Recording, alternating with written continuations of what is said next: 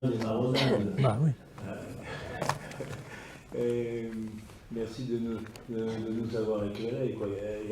Il y a matière à questions et je crois qu'on va ouvrir là maintenant un temps qui te demandera d'y répondre. Je voudrais juste dire peut-être deux mots avant de donner la parole à la salle. Peut-être parler vraiment, surtout avec ce qu'on voit comme image, ne pas se priver du mot déshumanisation, qu'on n'osait plus trop employer aussi, parce qu'on pourrait trouver ça exagéré. Et je dirais juste deux choses. Bon, d'abord, la rentabilité qu'on a introduite à l'hôpital a produit cette déshumanisation en demandant aux soignants de travailler à flux tendu, à faire des horaires de 7h, 48 minutes, etc., avec l'informatique qu'il faut absolument nourrir. Voilà, donc rentabilité avec le personnel exactement qu'il faut. Et on a abouti à ce Covid qui a produit, pas par le virus lui-même, mais par justement tout ce terrain qui était miné déjà, hein, c'est le cas de le dire. Et je suis intervenue cette semaine dans un webinaire sur la vulnérabilité à l'espace éthique des hôpitaux de Paris, dans une réflexion par rapport à la loi du 4 mars 2002 des droits des malades, qui va avoir 20 ans, donc qui a eu 20 ans, hein, là. Et donc, bon, j'ai un peu réfléchi sur la question, on avait un peu travaillé en amont, et mon propos s'est centré quand même pas mal sur le Covid, parce que ça va bientôt être fini, cette histoire de Covid, mais il ne faudra pas oublier. Et il s'est passé des choses assez terribles, notamment dans les EHPAD, où les personnes qui sont mortes loin de chez eux, et où on a ramené aux gens, aux familles, on leur a ramené des cendres, tout simplement. Dans les EHPAD, on a isolé brutalement les gens, et j'ai eu, on avait fait une écoute bénévole, des psychologues notamment, absolument en pleurs de ce qui se passait. Donc tout ça est tombé brutalement, sans vraiment de réflexion. Alors, je ne vais pas vous raconter ce que j'ai dit, c'était mardi, mais je voudrais juste vous dire un petit peu le fait que on manque, ce qu'a dit Roland, donc ça va dans la suite de ce qu'il dit, on manque vraiment de réflexion à l'aide des sciences humaines et sociales, de la philosophie, de toutes ces humanités, comme on disait. Elles nous font cruellement défaut. Et quand la directrice de la PHP, je ne sais plus comment elle s'appelait, qui était antérieurement directrice des ressources humaines chez Danone, a fait un livre, elle s'est retrouvée directrice des ressources humaines chez Danone, directrice des ressources humaines à la PHP, elle disait l'économique c'est éthique. Alors, bon, voilà. Parce que le patient est un pot comme un autre. Voilà, donc je ne vous fais pas dire. Donc, voilà, il y a eu un traitement des mourants abominable, et je faisais référence à qu'on cite dans l'Exilé de l'intime, La solitude des mourants de Norbert Elias. En gros, il dit quand le mourant n'a plus de signification pour les autres, c'est une déshumanisation. Enfin, il ne dit pas exactement comme ça, mais je n'ai pas en tête. Et j'ai vu là récemment, le 9 mars, il y a un philosophe ukrainien qui a dit comment ça se passait avec les militaires qui mouraient, les militaires russes qui mouraient. On les balançait dans des fosses, on ne les ramenait pas aux familles.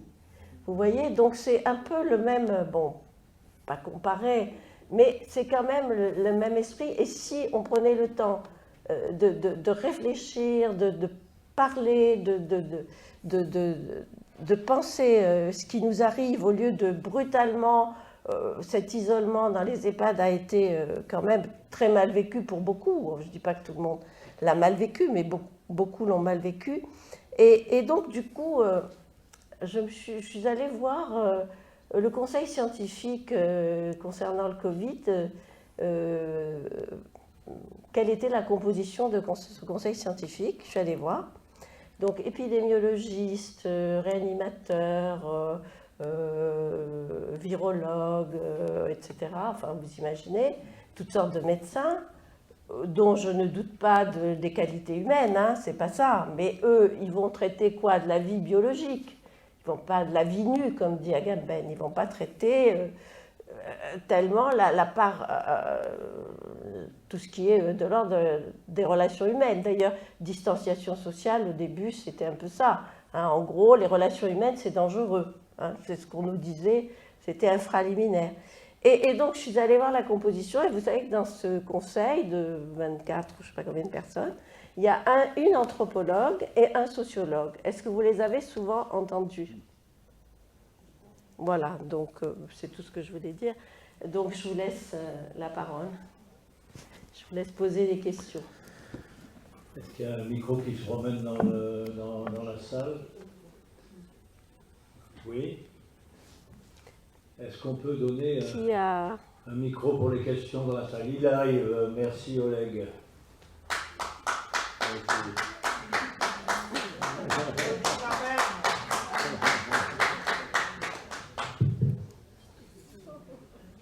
Bonsoir. Tout d'abord, merci au Théâtre Tourski pour ce rendez-vous. Merci à M. Gori, Marie-Josée, j'aime pas votre nom de famille, désolé.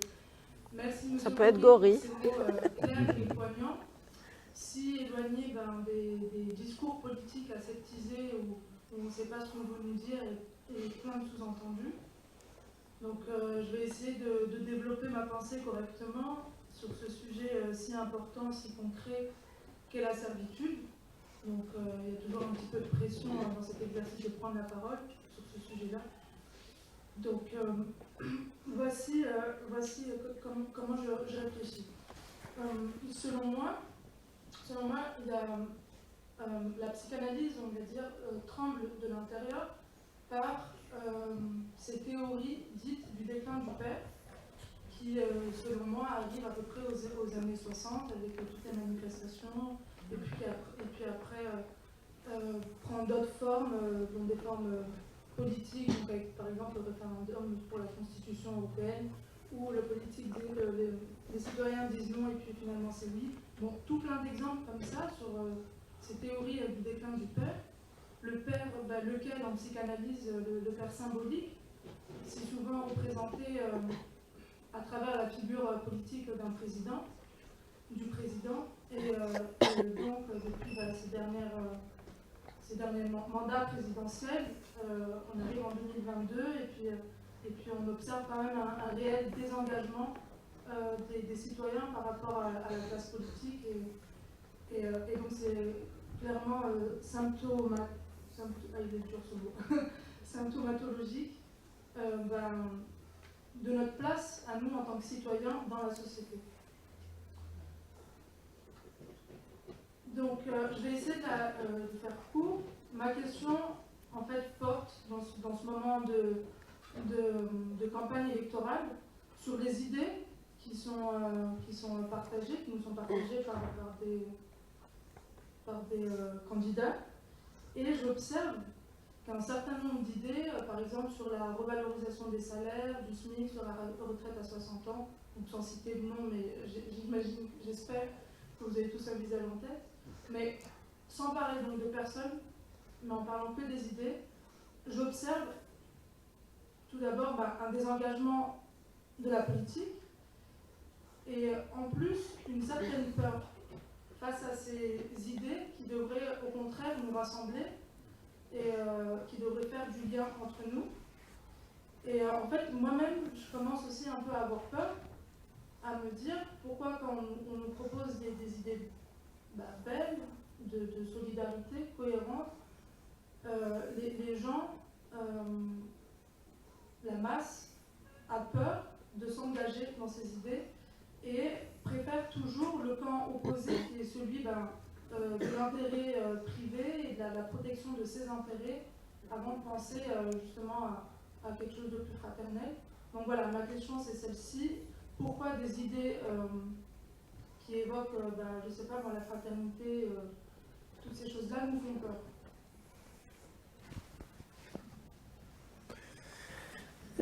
Je crois qu'il y a plusieurs questions dans votre question. Donc c'est une série de questions en tiroir, si vous voulez. Sur le premier point, sur la question du déclin du père, tout ça, c'est pas trop ma tasse de thé. C'est-à-dire que je suis extrêmement réticent à une espèce de psychologisation des phénomènes sociaux, si vous voulez. Surtout si on pense que la fonction paternelle est nécessairement incarnée par le père. La fonction paternelle, comme la fonction maternelle, peuvent être incarnées par des personnages différents. Hein. Et donc, je suis un peu réservé, si vous voulez, sur cette psychologisation, encore une fois, des problèmes sociaux, et avec une vision justement trop rapide de ce que, quelquefois, les concepts de psychanalyse ont pu apporter. Sur le deuxième point, je suis beaucoup plus à l'aise sur votre question. Concernant, si vous voulez, le désengagement des citoyens par rapport à la politique.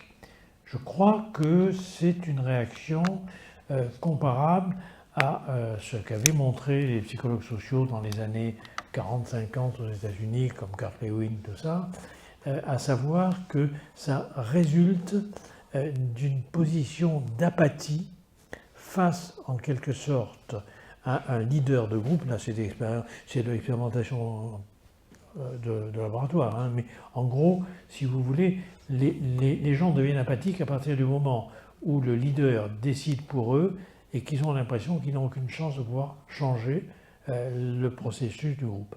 Je ne sais pas si je suis clair. Donc, si vous voulez, je pense, on ne va pas psychologiser, mais je pense simplement que, effectivement, l'abstention, le désinvestissement sont des symptômes d'une maladie de la démocratie. Je pense que, si vous voulez, c'est une forme d'apathie, c'est une forme d'ennui qui constitue, pour moi, quelque chose de l'ordre d'une mélancolie. C'est-à-dire, c'est comme, si vous voulez, un phénomène, entre guillemets, de deuil. C'est-à-dire que, en gros, c'est la chute de l'illusion. Pour que, j'ai pas eu le temps d'en parler, mais pour qu'une société tienne, et encore une fois, il n'y a pas que les psychanalystes ou les psychologues qui disent ça, vous l'avez chez Durkheim, qui est pourtant le fondateur de l'école française de sociologie et considéré comme positiviste. Même chez Durkheim, vous avez cette idée que va développer quelqu'un comme Cornelius Castoriadis, il faut un imaginaire pour qu'une société existe. Je dis une société, parce qu'un ensemble d'individus n'est pas forcément une société. Vous voyez, l'individualisme de masse que nous connaissons aujourd'hui n'est pas, en quelque sorte, le miroir d'une société. Donc, nous sommes en panne d'imaginaire. Et c'est un peu aussi de ça dont je parle dans le bouquin. Nous sommes en panne d'imaginaire, et il est plus que jamais nécessaire, justement, d'avoir des utopies. Pas l'utopie, c'est toute la deuxième partie du bouquin, pas l'utopie comme roman, vous voyez, ou pas l'utopie comme projet politique repoussant au lendemain qui chante, n'est-ce pas, le changement, etc. L'utopie comme étant la possibilité, dans toute situation, de faire surgir de l'inédit, de faire surgir de l'imprévisible. Et ça, je crois que, si vous voulez, ça dépend aussi des conditions civilisationnelles. Alors, quand vous dites pourquoi est-ce qu'on n'y croit pas, ou pourquoi est-ce qu'on ne choisit pas finalement les bonnes valeurs, pour aller très vite, les valeurs éthiques, je crois parce que nous sommes prisonniers de ce que Gramsci appelait l'hégémonie culturelle. Et qui fait d'ailleurs, Gramsci, c'est intéressant parce qu'il montre que les dominés, dans leur manière même de s'opposer au pouvoir, en épousent pourtant la culture. Il dit par exemple, il est dommage de voir que les syndicats, comme le patronat, considèrent l'ouvrier comme un segment technique, comme un élément comme une fonction de production. Et il va se battre que là-dessus. Si vous voulez, l'hégémonie culturelle est là. Par exemple, on va prendre quelque chose qui va peut-être en fâcher quelques-uns, mais on voit bien comment, la manière dont on a pu s'opposer, si vous voulez, aux prescriptions hygiéniques et sanitaires contre le Covid. Eh bien, ça a été fait dans l'hégémonie culturelle du néolibéralisme, l'individualisme. Mon corps m'appartient. Ce qui est, du point de vue de la vaccination, une absurdité. Le principe même de la vaccination ne repose pas, si vous voulez, sur la protection d'un individu, mais repose sur une protection collective. Donc si vous voulez dire, je ne dis pas qu'il fallait ou pas refuser, c'est un autre problème, c'est pas ça, c'est un choix politique, mais je veux dire que dire en gros, mon corps m'appartient, je fais ce que je veux, et si je ne veux pas du vaccin, je le refuse, c'est méconnaître ce qu'il en est d'une politique de vaccination. Mais le problème, il est relativement clair, c'est que, parce que dans l'histoire, j'ai un peu travaillé la question, c'est mon avant-dernier bouquin, et pas celui-là, sur les fondements, si les fondements avaient déjà eu lieu. Le problème, c'est que, si vous voulez, pour qu'une politique de vaccination s'impose à une collectivité, il faut que l'autorité ait, en quelque sorte, que sa parole ait du crédit. Or, aujourd'hui, comment voulez-vous accorder le moins de crédit à une autorité politique qui a dit « les masques, c'est pas la peine, ça ne sert à rien, les masques, c'est dangereux, les masques, n'est-ce pas, on ne les met que quand on est malade, et les masques, il faut les mettre tout le temps ». Il est évident qu'une telle parole est discréditée. Comme il fallait reconnaître que, je l'a dit, j'ai développé dans l'avant-dernier bouquin tout ça, n'est-ce pas, il va de soi que ce n'est pas le virus qui produit le Covid, c'est l'interdépendance entre l'hôte et l'agent infectieux. C'est-à-dire que, si vous voulez, on sait bien que le paradigme pasteurien est effondré aujourd'hui. Le paradigme de Koch et Pasteur, il est effondré. On sait bien que, en gros, ce n'est pas les virus ou les bactéries qui, en quelque sorte, nous attaquent. C'est la modification du biotope par le changement de nos modes de vie qui fait que, par exemple, aujourd'hui dans l'Antarctique, vous avez le drame du permafrost, vous avez une décongélation qui libère, d'après ce que disait Jean-Michel Claverie, qui libère quelque chose comme 300 000 agents infectieux. Et vous avez dernièrement un enfant inuit de 12 ans qui est mort de l'anthrax en provenance de la décongélation d'un cadavre de renne. Donc si vous voulez, on ne peut pas simplement dire c'est la bactérie, c'est le prion, c'est le virus, c'est en quelque sorte la transformation que nous imposons à la nature par nos modes de vie qui libère en quelque sorte des agents infectieux, et comme l'a très bien dit Marie-Josée, comme par ailleurs on a cassé les dispositifs de santé, on a mis l'hôpital à l'os, du coup on n'avait plus le personnel pour faire face à une telle épidémie. Or, il est prouvé, par exemple, dans toutes les études épidémiologiques, il est prouvé que la possibilité de guérir est fortement liée à une infrastructure hospitalière en continu, pas seulement en temps de crise. Par exemple, pour Ebola produit 80% de décès dans des pays à faible infrastructure hospitalière et 50% de décès dans des pays avec une bonne infrastructure hospitalière. Pour le choléra, on sait que 90% des patients, n'est-ce pas, guérissent spontanément dès lors qu'ils sont suffisamment pris en charge, réhydratés, soignés, etc. Donc en quelque sorte, tous nos morts du Covid, et nous le savons quelque part, tous nos morts du Covid ne sont pas imputables qu'au mauvais virus. Tous nos morts du Covid sont aussi imputables, n'est-ce pas, au dénuement dans lequel on a mis nos structures hospitalières et également la manière dont, quand les Russes vont forer dans l'Antarctique, ils décongèlent le permafrost. Et donc ils libèrent des agents infectieux. Donc il ne faudra pas dire, n'est-ce pas, si vous voulez, dans l'histoire, mais ça je parlerai sur une autre conférence, dans l'histoire des épidémies, il y a ce qu'on appelle les transitions épidémiques, c'est-à-dire que chaque fois qu'on a changé nos modes de vie, il y a eu des épidémies. Donc c'était évident qu'avec la mondialisation, il y aurait des épidémies. Tout historien sérieux, si M. Blanquer n'avait pas démoli, mais il y a eu d'autres imbéciles avant lui, n'avait pas démoli, si vous voulez, l'enseignement d'histoire ou l'enseignement de littérature, il suffit de lire des écrivains pour se rendre compte à un moment donné, ou des historiens, la peste à Athènes au 5e siècle avant Jésus-Christ avec Thucydide, etc., vous les avez, les éléments. Par exemple, Kiel Harper a montré que la chute de l'Empire romain n'est pas due, si vous voulez, à l'invasion des barbares, c'est dû à un changement climatique ce qu'on appelle le petit âge glaciaire, et c'est dû également à la peste justinienne et à la peste antonine, qui ont flambé du fait même de la victoire des Romains qui ont étendu leur territoire. C'est-à-dire c'est leur réussite d'expansion territoriale et économique qui a été la cause, si vous voulez, de leur chute, d'une certaine manière. Bon, je finis, Oui, mais juste pour... c'est notre question. Une autre question, mais juste pour vous dire, si vous voulez, que c'est de là dont il faut partir. Donc nous sommes prisonniers d'une culture dont nous avons à nous échapper pour pouvoir penser.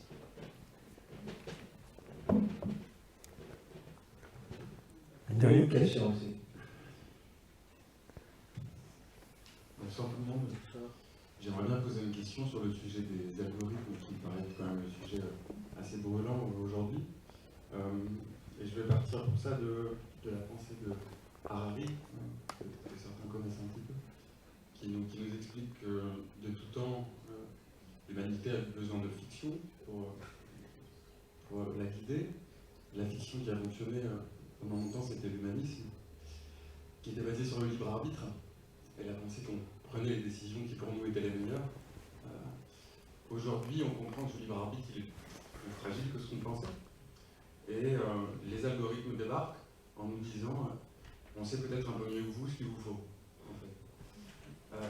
Du coup, il y a un monde un petit peu à Aldous Huxley qui se dessine, avec la pilule du soma, en disant on peut vous promettre un bonheur, un confort qui sera beaucoup plus sûr et certain que si vous prenez les décisions que vous pensez être bonnes.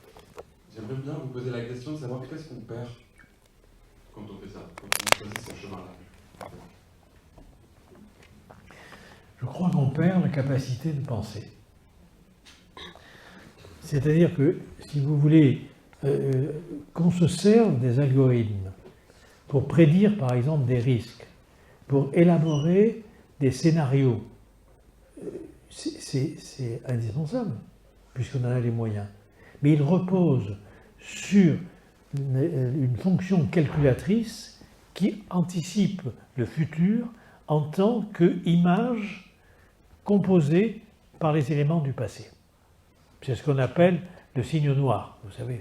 C'est-à-dire qu'en gros, jusqu'au XVIIIe siècle, tous les signes étaient blancs, puisqu'on n'avait rencontré que des signes blancs. Donc on n'avait pas prévu l'imprévisible, l'hétérogène, c'est-à-dire le signe noir. Je ne sais pas si je suis clair. Alors, comme je sais que j'ai été très bavard, je vais essayer de me limiter, mais là, je vous renvoie au travail de quelqu'un que nous aimons bien, qui est Patrick Zilberman, qui montre bien comment, au niveau des infections et au niveau des différents modèles, si vous, je ne sais pas comment ça s'appelle de son bouquin, peu importe, je vais citer dans l'autre, mais bon, peu importe, Patrick Zilberman, sur les épidémies, il en a écrit quelques-uns, mais notamment celui qui est paru chez Gallimard, et qui montre que, aussi, si vous voulez, c'est en quelque sorte parce qu'on ne s'est fié qu'au calcul prédictif qu'on n'a pas imaginé ce qui pouvait advenir. Et que même pour les épidémies, il est important de pouvoir imaginer ce qui peut advenir. Et je vous donne juste cet exemple que j'ai beaucoup développé dans mon livre précédent, qui est l'intuition politique de Bill Clinton. Bill Clinton a eu l'intelligence, en 96-97, de dire la chose suivante: le danger pour l'humanité n'est pas seulement le nucléaire, c'est le bioterrorisme et le retour des épidémies. Et est-ce que vous savez comment il en arrive à cette conclusion qui va bouleverser pendant quelques années les structures états-uniennes en matière d'épidémie? À partir de la lecture d'un roman de science-fiction de Richard Preston qui s'appelle L'affaire Cobra. Ce bouquin bouleverse Bill Clinton. Il pige à ce moment-là qu'il y a un danger politique pour l'humanité, c'est la possibilité de cultiver des virus et de balancer ça, n'est-ce pas, dans les masses de population. Et là, il comprend quelque chose. Je ne vais pas vous raconter non plus le livre de Patrick Zilberman, Marie-Josée n'appréciera pas, mais je développe. Et donc, si vous voulez, pour moi, ça va tout à fait dans le sens de ma paroisse, si j'ose dire. Il ne s'agit pas de renoncer au calcul, il s'agit de considérer que le calcul ne peut nous apporter que ce qu'on connaît déjà, et que pour pouvoir penser le devenir, il nous faut avoir l'imagination. La pensée, c'est l'imagination. Et là encore, je vous fais juste une référence en passant, quand Hannah Arendt parle de Eichmann à Jérusalem, qu'est-ce qu'elle dit? Il n'avait pour tout langage que le langage administratif. Il avait mis à l'intérieur de lui-même le langage administratif, il était dans l'incapacité de penser, et quelqu'un qui est dans l'incapacité de penser ne peut pas avoir de sens moral. Notre morale, elle est consubstantielle à notre capacité de penser qui présuppose l'imagination. Alors j'espère que la prochaine réunion, nous serons de l'Université populaire, on sera sur le cycle Foucault, et je pense que mon ami Frédéric Gros, qui est l'éditeur de Foucault, comme vous savez, sera là. Il y aura Ariana, il y aura Christian Mallory, et je pense que Frédéric sera là. Et Frédéric Gros vous dira, on était ensemble à Strasbourg, il vous dira un peu ce que je suis en train de raconter, à savoir qu'il n'y a pas de pensée sans imagination. Et c'est pour ça que je déteste M. Blanquer. En fait, je voulais juste, par rapport à ce que vient de dire Roland, ça m'a fait penser à le texte de Heidegger sur l'époque des conceptions du monde. J'ai travaillé il y a longtemps. Et il dit, alors les mathématiques, bien sûr, ont une valeur poétique et c'est pas... bon, on ne peut pas le résumer comme ça. Mais dans ce texte, il dit « ta mathemata », ça veut dire le connu. Et il donne comme exemple, quand vous avez 3 pommes sur une table, qu'est-ce que vous voyez? Vous voyez 3. Vous ne voyez pas la pomme, la couleur, etc. Donc il dit, vous voyez 3.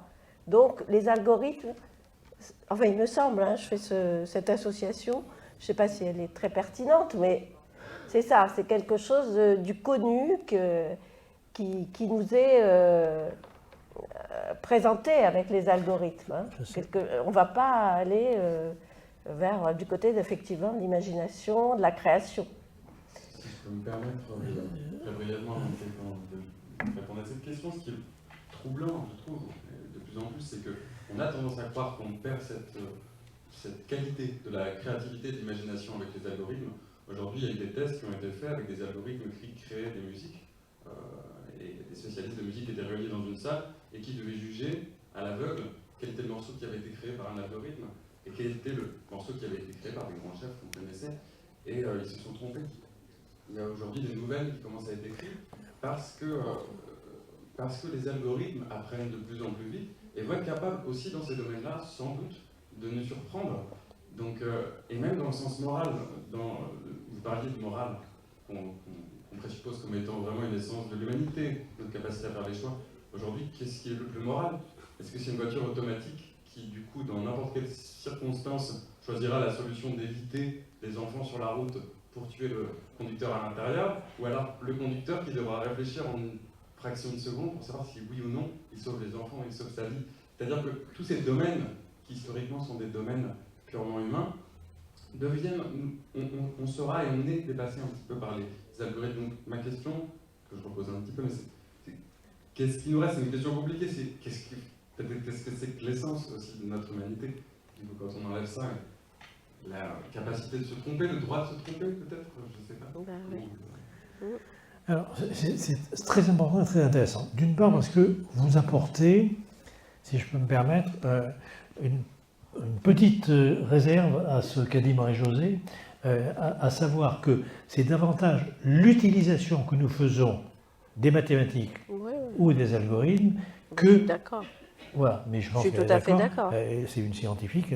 Bon, c'est-à-dire qu'en gros, pour aller très vite, il n'y a pas une malédiction dans les mathématiques, ou il n'y a pas une malédiction, si vous voulez, dans les programmes algorithmiques, parce que l'algorithme, vous le savez sans doute mieux que moi, c'est rien d'autre qu'un programme donnant une série d'opérations, sauf qu'avec les ordinateurs, cette série d'opérations permet d'obtenir des résultats avec des milliards de fois plus rapidement que si on avait suivi un chemin méthodique, si j'ose dire. Bon. Donc, il y a cette part, comme par exemple, il faut voir, si vous voulez, chez par exemple Heisenberg, lorsque il découvre en quelque sorte aussi la granularité de la matière, il le fait aussi dans comment dire, il le fait dans une verve poétique qui est assez extraordinaire. Il faut lire notamment l'ouvrage de Carlo Rovelli qui est tout à fait formidable là-dessus, si vous voulez. Justement, les grands scientifiques, les grands physiciens, ils étaient aussi poètes. Déjà même avec Galilée, vous voyez, qui dit en gros déchiffrer le grand livre de la nature avec justement des mathématiques. Mais déchiffrer le grand livre de la nature. C'est-à-dire la nature reste quelque chose de l'ordre, encore une fois, du livre. Donc, premier point que je voudrais répondre, c'est que nous, nos copains mathématiciens ou nos copains physiciens, quand on parle avec eux, si vous voulez, ils considèrent que la manière dont on utilise les sciences ou la manière dont on utilise l'informatique, on était encore il n'y a pas longtemps avec Emmanuel Saint-James, qui est prof d'informatique à Orsay, si vous voulez, est pauvre et stupide. C'est-à-dire qu'il y a une possibilité interne de création d'infini. Un peu ce que vous dites. Ça, c'est le premier point. Le deuxième point, c'est là où c'est intéressant, c'est que autant je suis d'accord avec vous pour dire que les grands mathématiciens, comme les grands physiciens, ont une conception justement de la science qui ouvre quelque part vers une part d'instabilité, une part de chaos, une part d'hétérogénéité. Et donc, d'une certaine manière, il nous restitue l'instabilité du monde qui nous invite à penser et à créer. Ça, c'est le premier point. Le deuxième point que vous donnez, c'est effectivement les machines apprenantes aujourd'hui ont cette capacité, en quelque sorte, non seulement de reconnaître, mais de fabriquer de nouveaux moyens de créer. Nous sommes encore d'accord. Là où je ne suis plus d'accord avec vous, c'est quand vous parlez, par exemple, et c'est intéressant, de voitures automatiques. C'est-à-dire, c'est comme si la probabilité ou la décision pouvait résulter d'un pur calcul probabiliste, transformant effectivement l'humain en profil que j'appelle bio-algorithmique. Et là, il y a un problème. Il y a un problème parce que, si vous voulez, on évoluerait vers un monde qui déposséderait les humains des capacités d'élaborer une morale basée sur la parole, basée sur une décision prise avec une part d'incertitude, puisque, en gros, déjà, on va dire le calcul, hein, pour ne pas parler d'algorithme, on va faire simple, le calcul vous donne la résultante. Alors c'est comme ça, par exemple, on l'avait cité dans la santé totalitaire, c'est comme ça, par exemple, que 2 patientes américaines avaient demandé le remboursement de leur chimiothérapie à leur mutuelle, je ne sais plus dans quel État américain c'était. Oregon, n'est-ce pas? Et on leur a répondu, étant donné que la chimiothérapie pour vous a 5% de chance de réussir, nous ne vous rembourserons pas la chimiothérapie, mais nous vous proposons un suicide médicalement assisté. Là, on est